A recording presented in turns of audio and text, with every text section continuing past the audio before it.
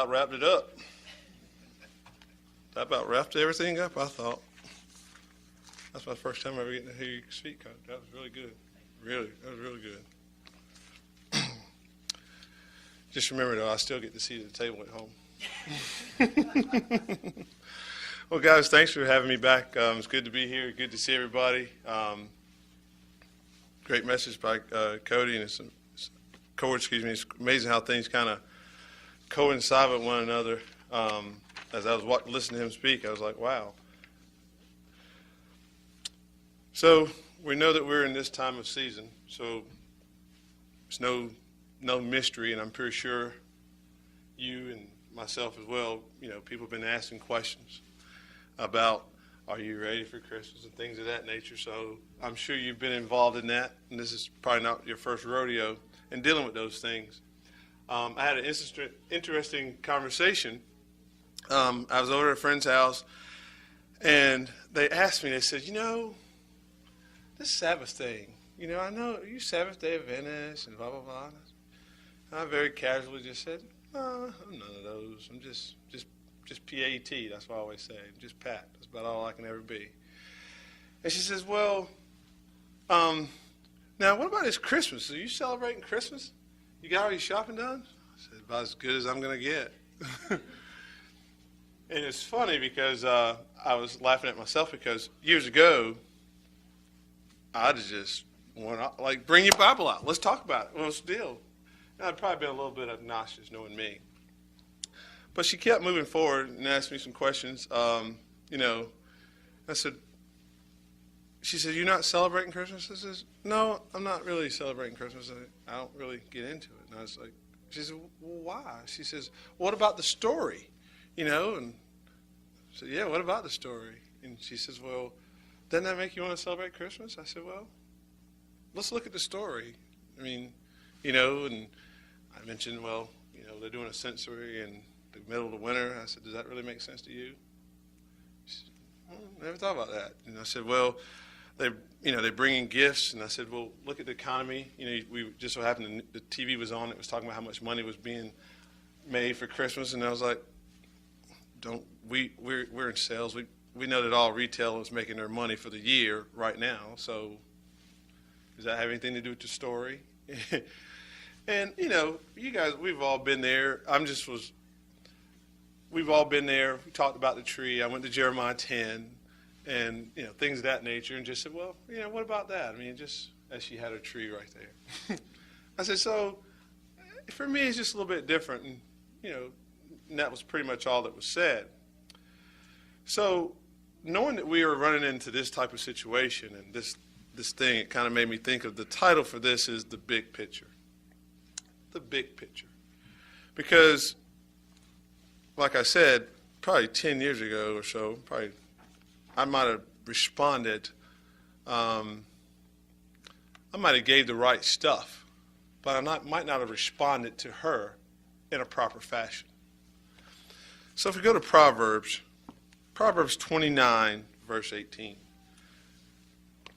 Proverbs 29:18, and it says, where there is no vision, the people perish.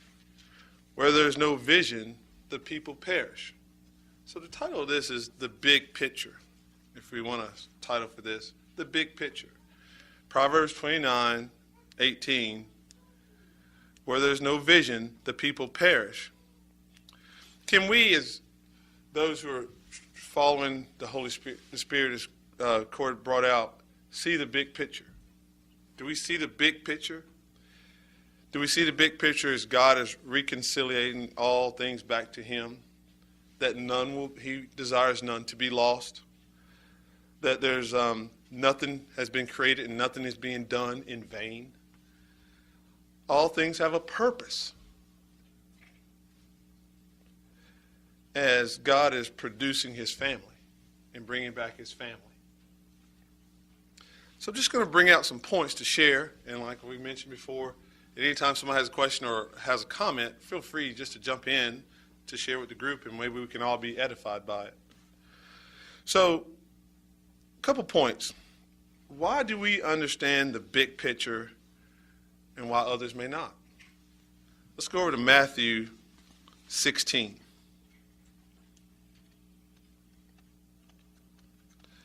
Matthew 16, starting in verse 15.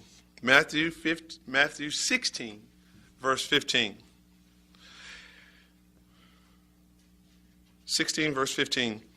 He saith unto them, Jesus speaking, but whom say you that I am? And Simon and Peter answered and said, Thou art the Christ, the Son of the living God. And Jesus answered and said unto him, Blessed art thou, Simon Barjonas, for flesh and blood have not revealed it unto thee, but my Father which is in heaven. Let's read that again. For flesh and blood have not revealed it unto thee, but my Father which is in heaven. So at that point, we could talk all day, and they would never understand it. We could go through that conversation all day about why we do or why we live a certain way, but it wasn't revealed to us by our own flesh and blood. We could even tell our closest family and friends. Yeah, it sounds good. Now, I'll go back to something I mentioned last time in regards to that relationship and that relationship with God. That's huge. If you really just pause and think about it, let's go a little bigger with this and think the Creator God, with all the things being created, at this point in time in life, or whenever it was that, as Cord so eloquently put it, that Spirit came to us to give us that desire to move forward and to follow that, to make us yearn and want to read the Bible more and to learn and study. Whenever that was, I sort of look at that as Dad saying, come here, son, daughter. Come right here. I got to talk to you about some stuff. That's a personal relationship. And until that takes place, everything else is mute. Do we see that? Until that takes place, everything else is mute. So we, as eager and ready to share and as the people would say, preach to, it still may be mute, but we're still preaching and doing our part. Flesh and blood. He gave us the ability to see him. He wanted to know us. Not something out there that we call God or the Creator, but the one who actually built us, who knows our every hair. He said, I want to share with you my plan. I want to show you what it's all about to be in my family. That's what he did. John 6:44.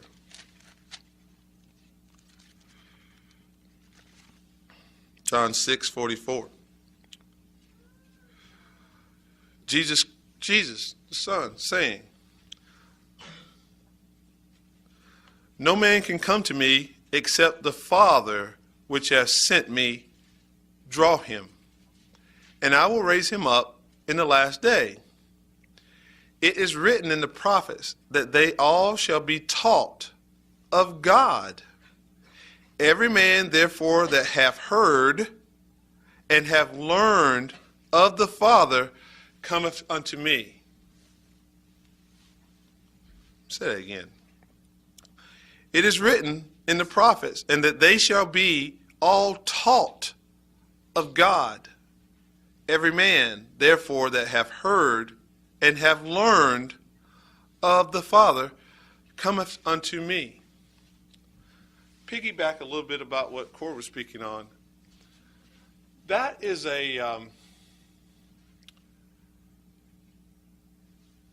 Paul makes a good statement. He says, you talk about the law, and we know the law. He says, but don't you hear the law? Don't you hear, or as Cord said, don't you feel that in you, communicating with you and guiding you through life. That's the difference. To motivate us to say, hey, it's the Sabbath, we're going to come and commune together. If that's not taking place, if it's not pushing, it's mute. You see? It's mute. It's just not there. And it takes a lot of patience to realize that over time, because it looks in black and white. It's very clear. What's all the confusion? But that's a personal thing. So in that, we share the big vision. So in understanding the big vision, we must nurture that relationship. If there's a problem, go within. The world says if there's a problem, come see this. Come see, we have an answer for everything. But a lot of answers, not all answers, but a lot of answers are within. If we can be still, know that He is God, be patient, and just be.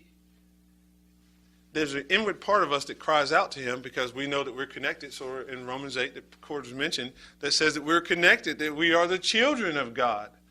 Well, I know one thing. If little Janie back there starts to cry, I'm pretty sure Kyle's getting up. I'm pretty sure he's going to get up and go see what's wrong. So there's an inward part of us that needs to always yearn and cry out to the Father. That's going to solve all problems. Crying out to something else, deaf ears. Deaf ears. Big picture. Because our relationship, brothers and sisters, and our relationship with our Father has a big part in the future as well. Point number 2. Our story in life, this present life that we're living, our story that we're creating day in and day out, plays a big part in the big picture of God creating His story. His story. We are part of His story. Get it? We are a big part of that, His story. So let's break it down again. Who's called us? Was it some organization? Was it some man with a flashy suit and gold and chains and a fancy car? What's driving that? That's a direct relationship from the Creator that He wants to communicate with us. So as He's creating His story, He's working with us. His story has part of His life. Let's go to 1 Corinthians 1:25. 1 Corinthians. There's a bigger picture here.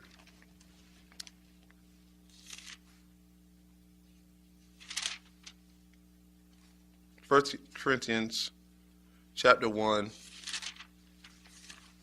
25 through 27. If I can get this.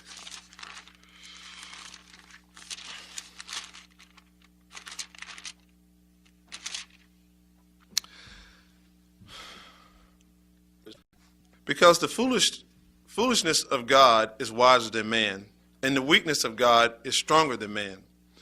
For ye see that your calling, brethren, how not many wise men after the flesh, not many mighty, not many noble are called. So, Code mentioned this world in which we live, and he mentioned Galatians 5 as well. Do you see that there's a lot of strife in the present world in which we live?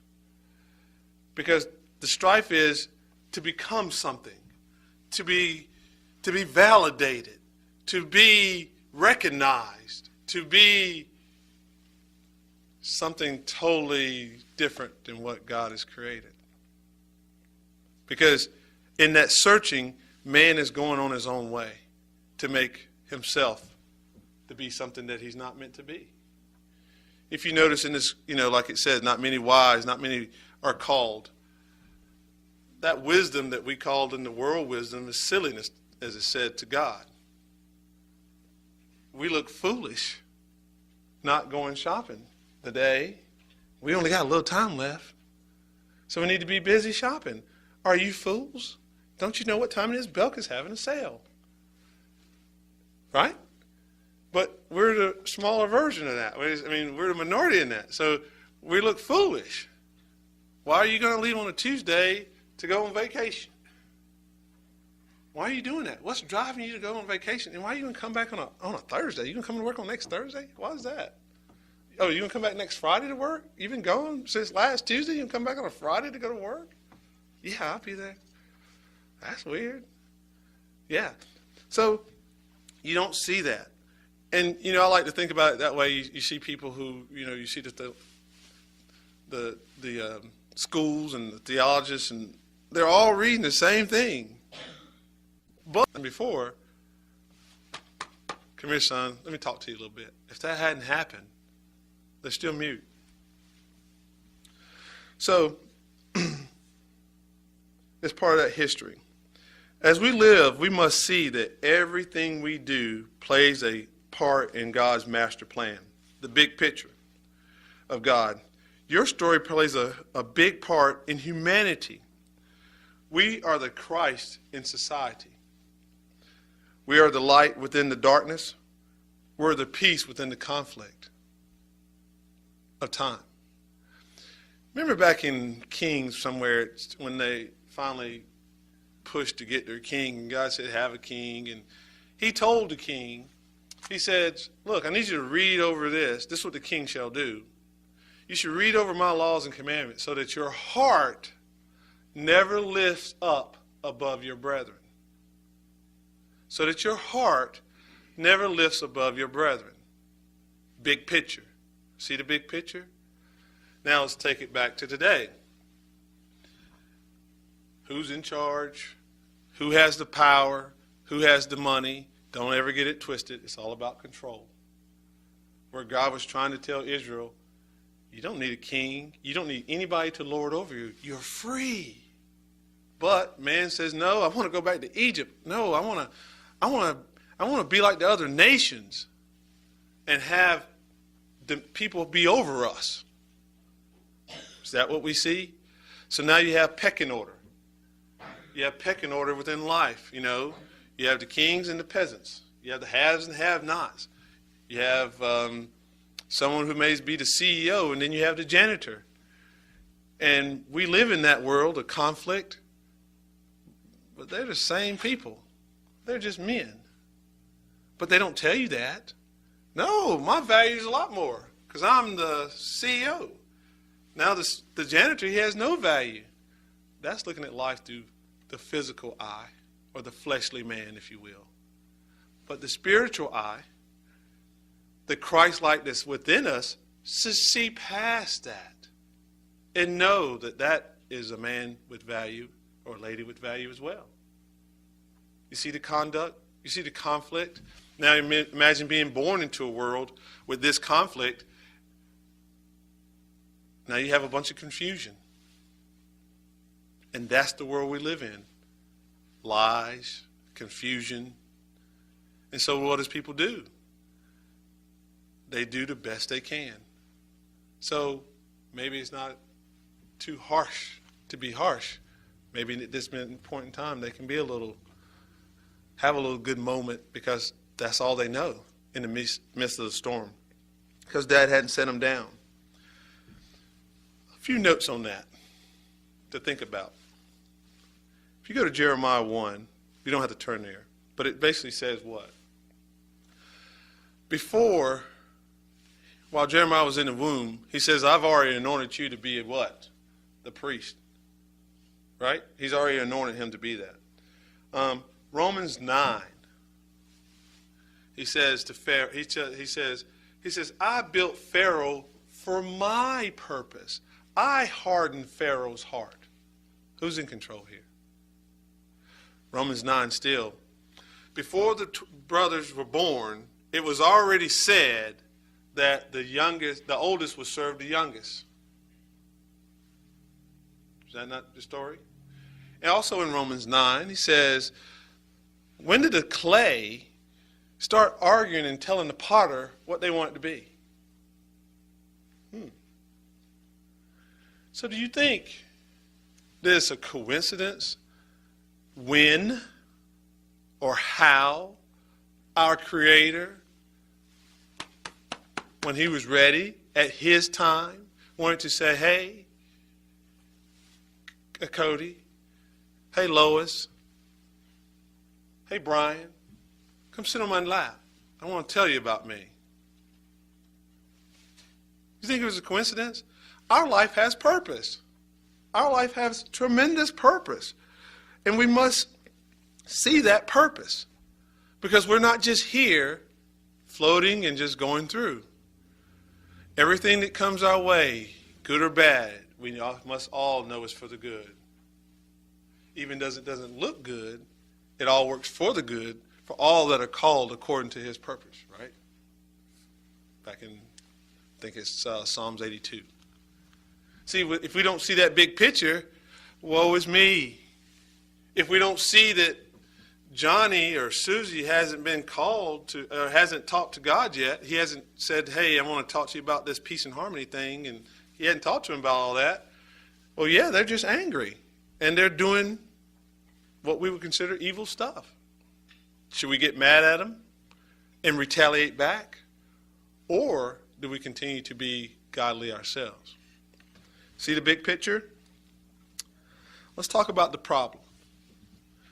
And the reason why I say so that we can bring out the problem, so that hopefully I've seen it in myself over the years, and it helped me to,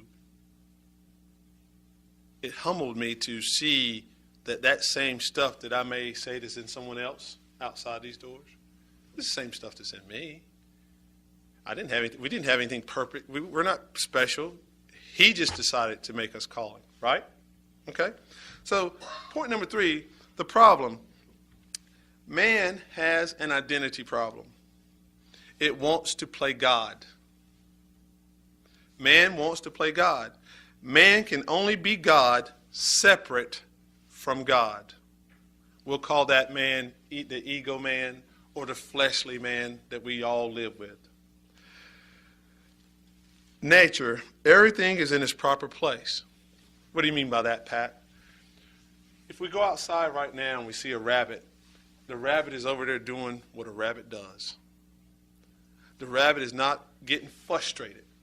I want to be a bear. I got fur. I need to be bigger. I'm a bear. He's not doing that. He's doing what a rabbit does. See that? The tree is not, man, it's getting cold up here. If I could just be a little bush, I'd be a lot better off because I could be closer to the ground and be warmer. But I'm way up here, and I'm a tree, and it's cold, and one of my branches is about ready to break. You see? He's not doing that. The star is not up there. Man, I'm just a little old star in this big thing. But if I could just be that sun, I would be something. I would be something if I could be that sun. The star's not doing that. He's perfectly content being a star. The rabbit is perfectly content being a rabbit.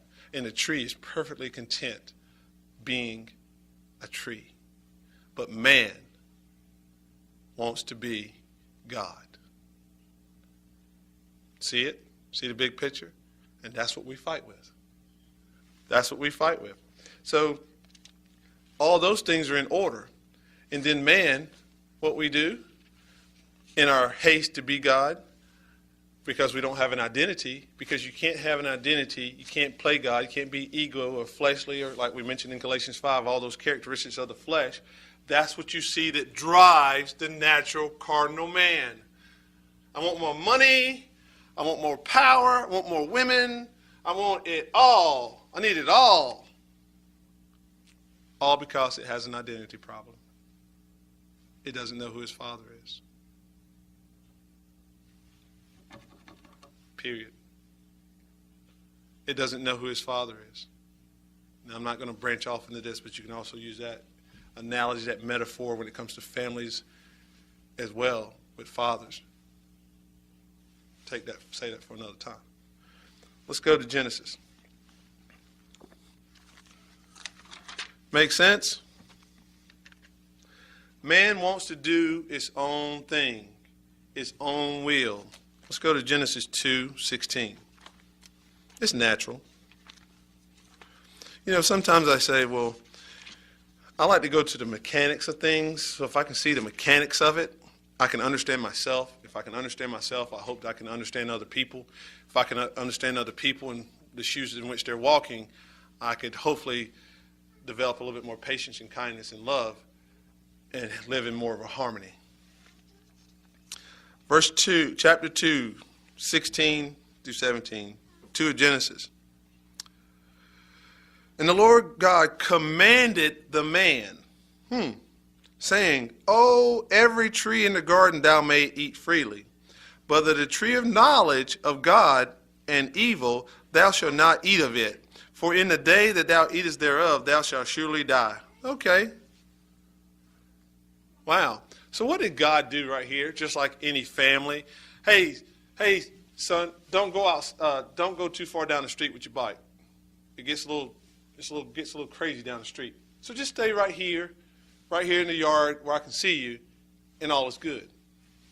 And then he leaves. Parents, after we say what we got to say, do we want to talk about it anymore? Do you know? Well, why? Well, no, I already told you what the deal was. Leave it alone. So God makes his exit.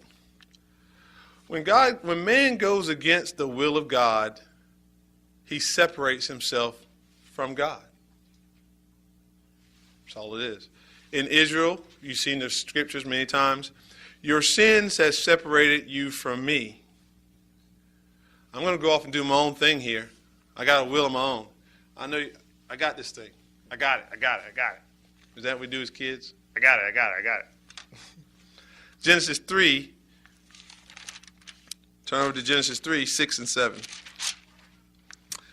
And when the woman saw that the tree was good for food, and that it was pleasant to the eyes, and a tree to be desired, to make one wise, she took of the fruit thereof, and did eat, and gave it also unto her husband, and he did eat. Let's say that again. And the tree was to be desired, to make one wise. She took of the fruit thereof, and did eat. I'm going to be something other than myself. I'm going to be, you see, remember, the ways of God is foolish to man. So man says, well, I'm going to be wise. Isn't that what they tell you in school? I don't mean to be rude about institutions, but doesn't all institutions tell you that there's another way? Look, you're working too hard on the farm. What we're going to do, we're going to let you work easy. We're going to give you a degree, and you're going to have a job. You can sit behind the desk, and you don't have to work as hard. But on the farm, I got me and my family. We eat. We have each other. It's all great. Okay, so now you say, okay, we need to go. The seed. Oh, I need to go get wise. And so now the farmer leaves. He's educated. He has a certificate that tells him he's smart. He's validated. And now he's got to go to Walmart to eat. He left all the wisdom of the farming behind him. And now they manipulate the food. They change it all that was already natural, that God has already planned, because man has a better way. Man's way is to control another man. Man's way is to make their way work. If you watch, all the arguments you ever see is man trying to have his own way. Period. And because I have a degree and I've done so-and-so, I'm worthy to say what I have to say. And you should do what I say. That's man. All day long. Institutions you see, that's all it is. From church, school, whatever. That's all it is. Anyway, I digress. So she took of the fruit of the tree and did eat, and gave it all to her husband, and with her she did eat. And her eyes of them both were opened, and they knew that they were naked, and they sewed fig leaves together and made themselves aprons. So going back to piggyback what Code was speaking of earlier. So that means if their eyes were open, that means their eyes was closed to another way of knowing. That foolishness out there. The foolishness. They had God. They didn't know they were naked. Why? They were spiritual. Why were they spiritual? They were spiritually minded. They were closer to spirit. That's why the flesh lusts against the spirit. So at this point, the ego man, the fleshly man, was born by separation. So now what you see, the fleshly man, the ego man, needs validation from the world to know who he really is. And that's why it craves the world. I need more money. I need more women to validate me. I'm okay, right, Lois? I'm okay, right? Kyle, I'm okay, right? See? And that's what you see. The frailty of man. That's what you see. Did I say that okay? Did I do okay? That's the frailty. Millionaires with plenty of money, all the power, but they can't handle the truth. No, man, you didn't do that well. Oh, I got to get better. Frail.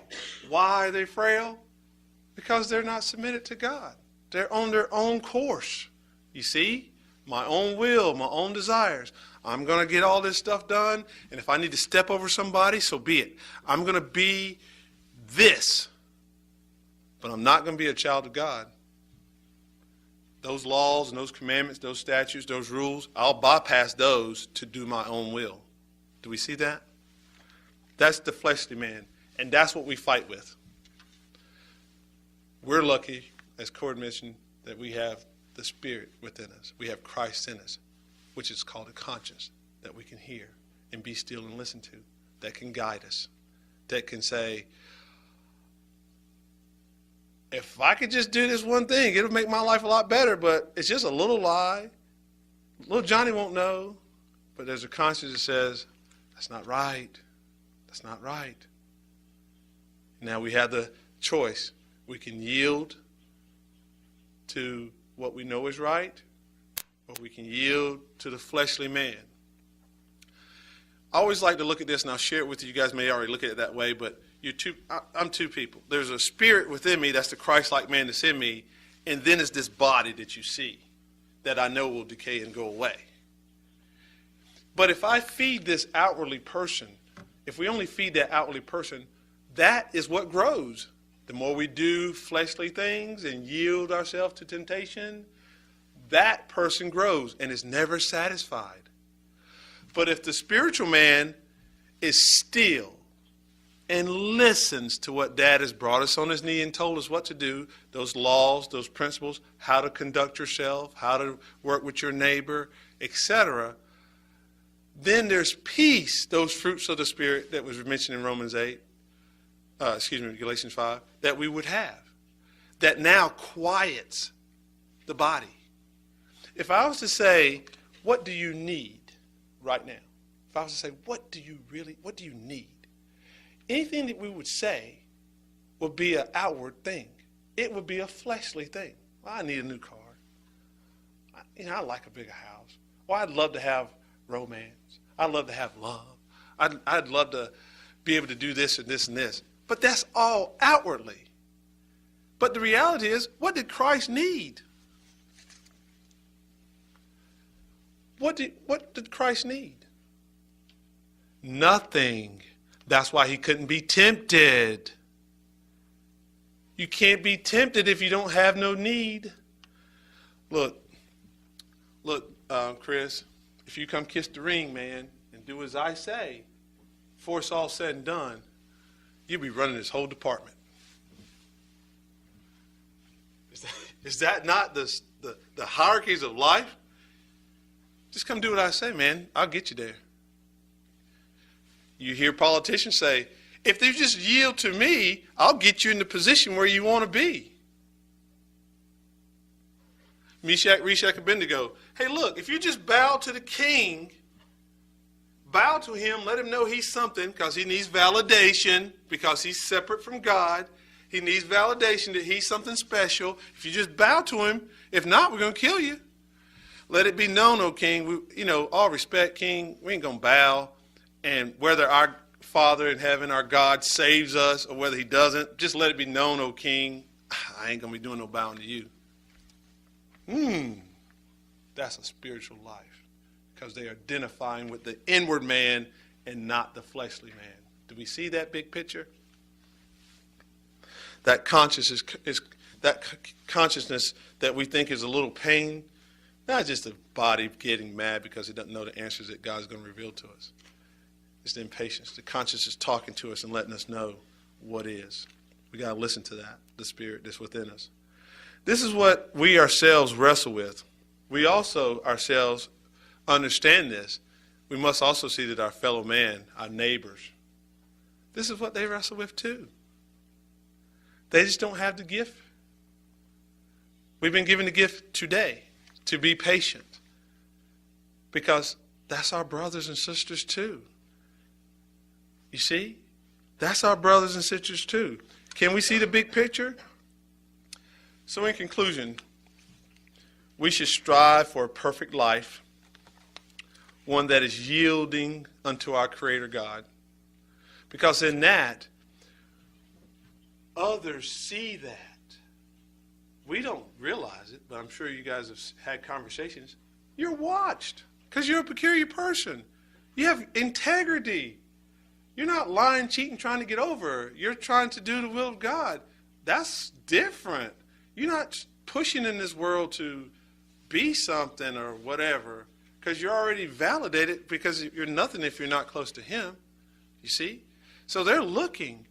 Every time I gave Chris a bonus, and he still didn't. He said, thank you, but he didn't come over here and talk to me so I can manipulate him a little bit more. He doesn't need anything. He looks to be very peaceful over there. You know? That's a different life. But that's good, because they need to see it. And what does the scripture say? Let your light not be under the bed, because that light is within us. And that's why we have to keep going out. We don't have to preach. All we have to do is do. And it shows in the world of darkness, so that someone else may be able to see our light and shine as well. Matthew 5:44. Matthew 5.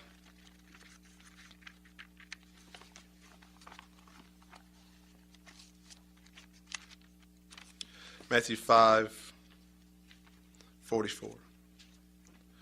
And we can talk about Matthew 5. So in Matthew 5, like Code brought out, why are you turning the other cheek? Why are you being nice to those who despitefully use you? Why? Why don't you just fight back? Daddy told me not to. Period. There is no more discussion. I don't have a will. Christ said, I don't have a will of my own. I come here to do the will of my Father. Period. There's nothing else to talk about. Now you get rid of the conflict that we talk about in Romans 7. Now you get rid of the conflict. The more that inward man, that Christ-like man, starts to push the body rather than the body pushing the inward man, it gets a little bit quiet. Matthew 5:44. But I say unto you, love your enemies, bless them that curse you, do good to them that hate you, and pray for them which despitefully use you and persecute you, that you may be the children of your Father which is in heaven. For he maketh the sun to rise on the evil and on the good, and to sendeth rain unto the just and unjust. For if we love them which love you, what reward have you? Do not even the publicans the same? And if you salute your brethren only, if we only hang out with each other right here and love on each other right here, what do more than the others? Do not even the publicans do? But therefore be even perfect as your Father which in heaven is perfect. See, the big picture is saying, hey, we're the first fruits. We're the big brother. Daddy's already taught to us He's already revealed his plan to us. So it's incumbent upon us to work with our neighbors and everyone that we come in contact with kids' gloves. That's the patience of love. That's the patience. Because if we deal with them harshly, why would you deal with your family member harshly? If we don't see that they're family, well, we're kind of missing the point. Then this seems to be in vain. I'm just taking all this grunt, being nice, and taking the low road for nothing. But we see a bigger part that, no, I don't have to fight with them. That's my brother. I want to be gentle with them and patient. I don't want to put, no, you shouldn't celebrate Christmas in your face to the point that they don't want to have a relationship with me, that they still want to be close to me. So as they know that we're going through different things in life and they watch how we handle it, well, she or she didn't get upset, you know. They didn't go out and do all this crazy stuff. They could justify it till they've been mad, but they didn't do that. See, now that light started attracting other people. Well, and then you start sharing about what? Well, I just want to do what my Father wants. Because it all goes back to him. And as we know, we have it in ourselves that we don't always do the right thing. So we can see in others that they don't have the ability. At least we have a conscience. We have a spirit that talks to us and says, hey, you need to repent about that. You need to get that out. You need to go pray and cleanse that, you know, because like any relationship, you ever had tension because you know you did wrong? And I don't feel right. Oh, I got to go pray about this. I got to reconcile. I got to go to Dad and say, Father, Dad, I was wrong. Father, help me. I was wrong. Oh, good, son. That's good. You're good. See, that's the relationship. And if we don't know that, we're missing the big part. We're out here by ourselves. Now imagine living this world without it. Without knowing, without being validated by our God, our Creator. Now you're fighting for life that you're going to lose. All those who lose their life, their will gain their life. All those who try to have their life will do what? They will lose it. Can't we see the big picture? How every day, every adversity, James 1, count it all joy, because the world is watching to see how the children of God respond. So they'll have a way to let them know there's another way of life. And it's good to see our big brothers and our other brothers and sisters. Hopefully they'll, as God brings them, they'll say, hey, I noticed you were doing this. I need to know more. And that's how we continue to get the message out, just by being good children, being good stewards of his creation. Thank you.